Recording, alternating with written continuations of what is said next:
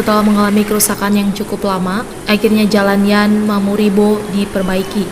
Akibat dari perbaikan jalan tersebut membuat lokasi setempat menjadi macet.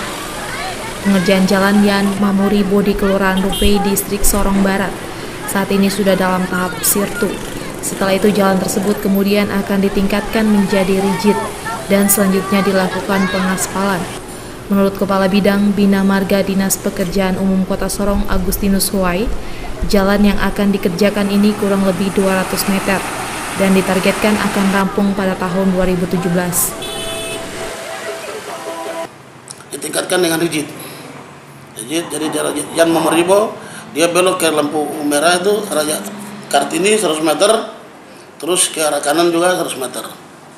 Nah, yang kedua itu di tahap pertama, nanti di tahap yang keduanya setelah di rigid dicor kita ngaspal.